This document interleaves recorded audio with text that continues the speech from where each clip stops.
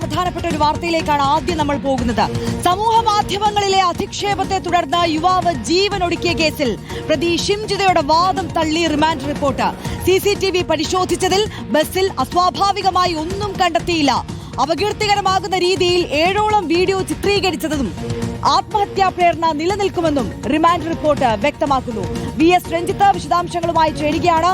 Ranjith, ഷിംജിതയുടെ remand റിപ്പോർട്ടിൽ പറയുന്നത് ഇത്തരത്തിൽ വളരെ മോശമായി തന്നോട് പെരുമാറിയതിന്റെ പേരിൽ ചിത്രീകരിച്ച ഒരു വീഡിയോ അല്ല, മനഃപൂർവ്വം ഈ ഫോളോവേഴ്സിനെ കിട്ടുവാൻ വേണ്ടി അല്ലെങ്കിൽ പബ്ലിസിറ്റിക്ക് വേണ്ടി ഷിംജിത ദീപക്കിനെ ഇരയാക്കിക്കൊണ്ട് ഒരു വീഡിയോ ചിത്രീകരിക്കുകയായിരുന്നു, ഒരു റീൽസ് ചിത്രീകരിക്കുകയായിരുന്നു. അങ്ങനെ ആ യുവാവിനെ മാനസികമായി തളർത്തുകയും അത് പിന്നീട് ആത്മഹത്യയിലേക്ക് നയിക്കുകയും ചെയ്തു എന്ന തരത്തിൽ റിമാൻഡ് റിപ്പോർട്ടിൽ ഇപ്പോൾ രേഖപ്പെടുത്തിയിരിക്കുകയാണല്ലേ?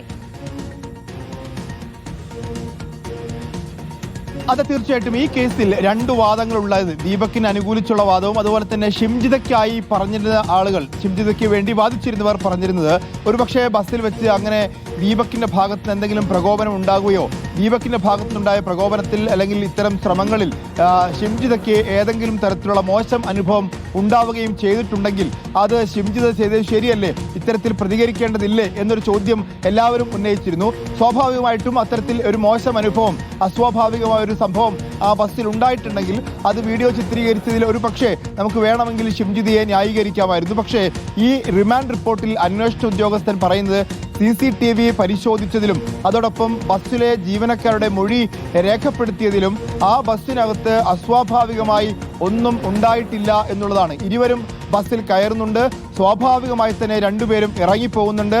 ഒരു തരത്തിലുമുള്ള അസ്വാഭാവികത ഷിംജിത ആരോപിക്കുന്ന തരത്തിൽ ദേഹത്ത് തൊടുകയോ സ്പർശിക്കുകയോ ലൈംഗികോദ്ദേശത്തോടു കൂടി ഏതെങ്കിലും തരത്തിൽ പെരുമാറുകയോ അതിനെ തുടർന്ന് ബസ്സിൽ എന്തെങ്കിലും തരത്തിൽ അസ്വാഭാവിക സംഭവങ്ങൾ ഉണ്ടാവുകയോ ഒന്നും ചെയ്തിട്ടില്ല എന്നുള്ളതാണ് റിമാൻഡ് റിപ്പോർട്ടിൽ പറയുന്നത്. മാത്രവുമല്ല, അങ്ങനെ എന്തെങ്കിലും സംഭവിച്ചിട്ടുണ്ടെങ്കിൽ ഈ പ്രതി പോസ്റ്റ് ഗ്രാജുവേറ്റ് ആയിട്ടുള്ള വ്യക്തിയാണ്, ഒരു പഞ്ചായത്ത് മെമ്പറായിരുന്നു, നിയമത്തെക്കുറിച്ച് നല്ല ധാരണയുണ്ട്. അതുകൊണ്ട് ഇങ്ങനെ എന്തെങ്കിലും സംഭവിച്ചാൽ തൊട്ടടുത്തുള്ള പോലീസ് സ്റ്റേഷനിൽ പരാതിപ്പെടേണ്ടതാണ്. വടകരയിലോ അല്ലെങ്കിൽ ഈ സംഭവം നടന്ന പയ്യന്നൂർ ഭാഗത്തോ എവിടെയെങ്കിലും ഒരു പോലീസ് സ്റ്റേഷനിലും ഈ പെൺകുട്ടി, ഈ യുവതി ഒരു പരാതിയും കൊടുത്തിട്ടില്ല എന്ന് മാത്രവുമല്ല, ഇത്തരത്തിൽ മോശമായി ചിത്രീകരിക്കുമ്പോൾ ഇയാളുടെ മാനഹാനി സംഭവിക്കാനും ഇയാൾ ഒരുപക്ഷെ ആത്മഹത്യ വരെ ചെയ്തേക്കാനുള്ള സാധ്യതയുണ്ട് എന്ന് നല്ല ബോധ്യമുണ്ടായിട്ടും ഇത്തരത്തിലൊരു വീഡിയോ ചിത്രീകരിച്ചു. 7ഓളം വീഡിയോകൾ ചിത്രീകരിച്ചു. ആ ചിത്രീകരിച്ച വീഡിയോകൾ ഇൻസ്റ്റഗ്രാമിലും ഫേസ്ബുക്കിലുമൊക്കെ പോസ്റ്റ് ചെയ്തു എന്നുള്ളതാണ് ഈ റിമാൻഡ് റിപ്പോർട്ടിൽ പറയുന്നത്. അതായത് ആത്മഹത്യാ പ്രേരണ കുറ്റം നിലനിൽക്കും എന്നുള്ളതാണ് റിമാൻഡ് റിപ്പോർട്ടിൽ ആദ്യമായി പറയുന്നത്. അതോടൊപ്പം തന്നെ ഈ കേസിൽ ഷിംജിതയുടെ ഭാഗത്തുനിന്നുണ്ടായിട്ടുള്ള ആരോപണം, അതായത് ദീപക് ഷിംജിതയെ ഉപദ്രവിച്ചു എന്ന മട്ടിൽ ആ വീഡിയോയിൽ പറയുന്നതും അതിന് ശേഷം പറയുന്നു അക്കാര്യങ്ങളൊന്നും ബോധ്യപ്പെട്ടിട്ടില്ല എന്നുള്ളതാണ് പോലീസ് പറയുന്നത്. പോലീസ് ശേഖരിച്ച മൊഴിയുടെയും പോലീസ് ശേഖരിച്ച CCTVയുടെയും അടിസ്ഥാനത്തിൽ നോക്കിയാൽ അത്തരത്തിൽ അസ്വാഭാവികമായ സംഭവങ്ങളൊന്നും ബസ്സിനുള്ളിൽ ഉണ്ടായിട്ടില്ല എന്നുള്ളതാണ് റിമാൻഡ് റിപ്പോർട്ട് എടുത്തു പറയുന്ന ഏറ്റവും പ്രധാനപ്പെട്ട കാര്യം. ഒപ്പം ഈ മൊബൈൽ ഫോണിൽ ഇൻസ്റ്റഗ്രാമും ഫേസ്ബുക്കും അടക്കമുള്ള സമൂഹ മാധ്യമ പേജുകൾ ഡിലീറ്റ് ചെയ്ത് കളഞ്ഞിട്ടുണ്ട്. അതൊക്കെ തിരിച്ചെടുക്കേണ്ടതുണ്ട്. ഈ പ്രതിയെ ചോദ്യം ചെയ്യേണ്ടതുണ്ട്. ഈ പ്രതിയെ പുറത്തുവിട്ടാൽ കൂടുതൽ ഇത്തരം സംഭവങ്ങൾ ഉണ്ടാവാനുള്ള സാധ്യതയുണ്ട്. അതുകൊണ്ട് ജാമ്യം അനുവദിക്കരുത് എന്നുള്ളതാണ് റിമാൻഡ് റിപ്പോർട്ടിൽ എഴുതി ചേർത്തിട്ടുള്ളത്. രഞ്ജിത്ത്, അതായത് ഇപ്പോൾ രഞ്ജിത്ത് സൂചിപ്പിച്ചതുപോലെ തന്നെ പക്വതയുള്ള വിദ്യാഭ്യാസമുള്ള ഒരു പെൺകുട്ടിയാണ് ഷിംജിത.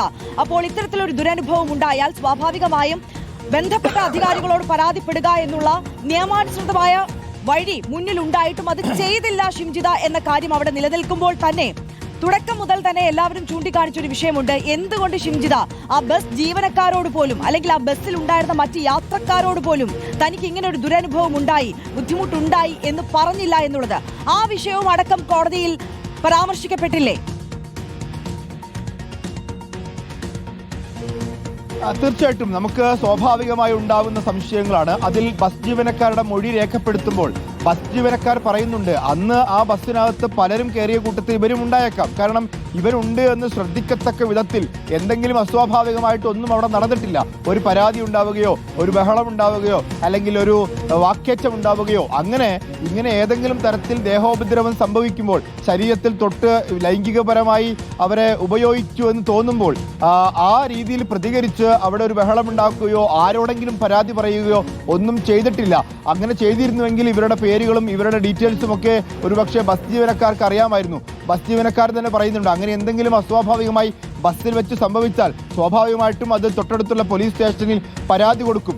അങ്ങനെ പരാതി കൊടുക്കാൻ പോലുമുള്ള തരത്തിൽ ഒരു അസ്വാഭാവിക സംഭവങ്ങളും ഉണ്ടായിട്ടില്ല എന്ന് ബസ് ജീവനക്കാർ പറയുന്നു. അതോടൊപ്പം തന്നെ ആ ബസ്സിലെ CCTV ദൃശ്യങ്ങൾ ഈ അന്വേഷണ ഉദ്യോഗസ്ഥനായിട്ടുള്ള ഇൻസ്പെക്ടർ അരുൺ പരിശോധിച്ചിട്ടുണ്ട്.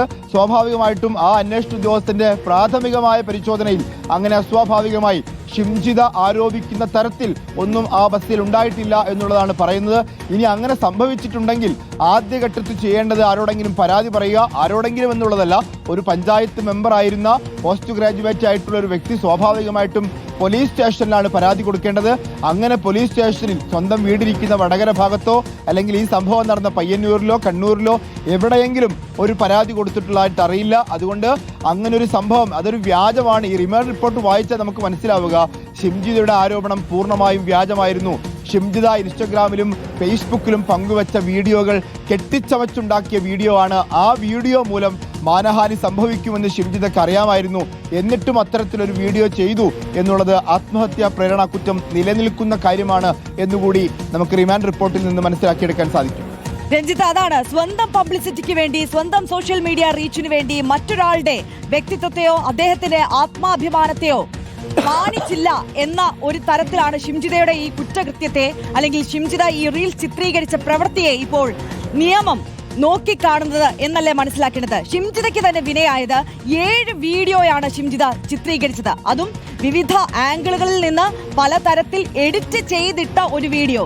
ഒരു പെൺകുട്ടി സ്വാഭാവികമായും ഒരു ദുരനുഭവം നേരിടുമ്പോൾ ഇത്തരത്തിൽ 7 വ്യത്യസ്ത തരത്തിലുള്ള വീഡിയോകൾ ചിത്രീകരിച്ച് ഒരു റീൽസ് ഇടുമോ എന്നുള്ള ചോദ്യമൊക്കെ പല കോണിൽ നിന്ന് ഉയരുന്നുണ്ട്. പക്ഷെ അത്തരത്തിൽ നമുക്ക് ആ പെൺകുട്ടി ഒരു ദുരനുഭവം നേരിട്ടാൽ അത്തരത്തിൽ റീൽസ് ചിത്രീകരിക്കുകയില്ല, അല്ലെങ്കിൽ അത് പൊതുമധ്യത്തിലേക്ക് കൊണ്ടുവരികയില്ല എന്ന് പറയാൻ കഴിയില്ല. എങ്കിൽ പോലും ഷിംജിതയ്ക്ക് വിനയായത് ഈ 7 വീഡിയോകൾ ചിത്രീകരിച്ച് അത് കോർത്തിണക്കി ഒരു റീൽസായി പിന്നീട് സമൂഹ മാധ്യമങ്ങളിൽ ഇട്ട അത്തരത്തിലൊരു റീൽസ് ചിത്രീകരിച്ച വിഷയമല്ലേ, എഡിറ്റ് ചെയ്തൊരു റീൽസ് പോസ്റ്റ് ചെയ്ത വിഷയമല്ലേ? തീർച്ചയായിട്ടും ആരോപണങ്ങളുടെ പ്രധാനപ്പെട്ട ഈ റിമാൻഡ് റിപ്പോർട്ടിൽ അക്കാര്യത്തിൽ സൂചനകളൊന്നുമില്ലെങ്കിലും നമുക്ക് വ്യക്തമായി മനസ്സിലാവുന്ന കാര്യം സമൂഹത്തിൽ വലിയ തോതിൽ ഇതിൽ പ്രതികരണം ഉണ്ടാക്കിയെന്ന് റിമാൻഡ് റിപ്പോർട്ടിൽ പറയുന്നുണ്ട്. സമൂഹ മാധ്യമങ്ങളെ വലിയ കാര്യമായിട്ടാണ്, സമൂഹ മാധ്യമങ്ങളിൽ വരുന്ന ഓരോ പോസ്റ്റുകളും ഓരോ കണ്ടന്റുകളും വളരെ ഗൗരവത്തോടുകൂടി ജനങ്ങൾ ഏറ്റെടുക്കുന്ന കാലഘട്ടം എന്ന് റിമാൻഡ് റിപ്പോർട്ടിൽ സൂചിപ്പിക്കുന്നുണ്ട്. എന്ന് പറഞ്ഞാൽ സമൂഹ മാധ്യമങ്ങളിലെ കണ്ടന്റുകളെ സമൂഹം ഏറ്റെടുക്കുന്നതാണ്. അത് ഈ ഇൻഫ്ലുവൻസർ കൂടിയായിട്ടുള്ള ഈ യുവതിക്ക് അക്കാര്യം അറിയാം. പഞ്ചായത്ത് മെമ്പർ കൂടിയായിട്ടുള്ള ഒരു പോസ്റ്റ് ഗ്രാജുവേറ്റ് വിദ്യാഭ്യാസമുള്ള ഈ പെൺകുട്ടിക്ക് ഈ കാര്യങ്ങളൊക്കെ അറിയാം. അങ്ങനെ അറിയുന്ന ഒരു പെൺകുട്ടി അവൾക്കുണ്ടായിട്ടുള്ളൊരു അനുഭവം ലൈവായി ജനങ്ങൾക്ക് മുമ്പിൽ പങ്കുവെക്കുകയായിരുന്നില്ല. അതിൻ്റെ ഓരോ ആംഗിളുകൾ ചിത്രീകരിച്ച് അതൊരു റീൽസാക്കി അതിൽ എഡിറ്റിംഗ് വരുത്തി അത് പങ്കുവെക്കുന്നതിന് തൊട്ട് മുമ്പ് ഇക്കാര്യം പോലീസിന് ഷെയർ ചെയ്തിരുന്നോ, അല്ലെങ്കിൽ ഇക്കാര്യത്തെക്കുറിച്ച് ഒരു പരാതി ഉണ്ടായിരുന്നോ, ഇക്കാര്യം റീൽസാക്കി ഇടുന്നതിന് മുൻപ് ഏതെങ്കിലും തരത്തിൽ പരാതികൾ കൊടുത്തിരുന്നോ എന്നുള്ള കാര്യമാണ് ഏറ്റവും പ്രധാനമായിട്ടും ഈ റിമാൻഡ് റിപ്പോർട്ട് ചോദിക്കുന്നത്. ആ ചോദ്യമാണ് സമൂഹവും ചോദിച്ചുകൊണ്ടിരിക്കുന്നത്. മാത്രവുമല്ല, ഇതിൽ പ്രാഥമികമായി തന്നെ ഈ അന്വേഷണ ഉദ്യോഗസ്ഥൻ പറയുന്നതനുസരിച്ച് ഈ റീൽസിൽ പറയുന്ന തരത്തിൽ, ഈ പെൺകുട്ടി ആരോപിക്കുന്ന തരത്തിൽ എന്തെങ്കിലും മോശമായ പെരുമാറ്റം ദീപകിന്റെ ഭാഗത്തുനിന്നുണ്ടായതായി ആ ബസ്സിനകത്തുള്ള CCTVയിൽ കണ്ടെത്താൻ സാധിച്ചിട്ടില്ല എന്നുള്ളതാണ്. ആ CCTVയിൽ കാണുന്നത് ഈ ബസ്സിനകത്തേക്ക് ഇരുവരും കയറുകയും സ്വാഭാവികമായി രണ്ടുപേരും ഇറങ്ങിപ്പോവുകയും ചെയ്യുന്നതാണ്. ഒരു മുഖഭാവം കൊണ്ടോ പെരുമാറ്റം കൊണ്ടോ എന്തെങ്കിലും അസ്വാഭാവികത ഇരുവർക്കും ഉണ്ടായിട്ടുള്ളതായി തെളിവുകളില്ല, അല്ലെങ്കിൽ CCTVയിൽ വ്യക്തമായിട്ടില്ല എന്നുള്ളതാണ് അന്വേഷണ ഉദ്യോഗസ്ഥൻ പറയുന്നത്. അപ്പോൾ പ്രാഥമികമായി തന്നെ ആ വീഡിയോ മുഴുവൻ വ്യാജമാണ് എന്ന് നമുക്ക് വേണമെങ്കിൽ വായിച്ചെടുക്കാവുന്നതാണ്.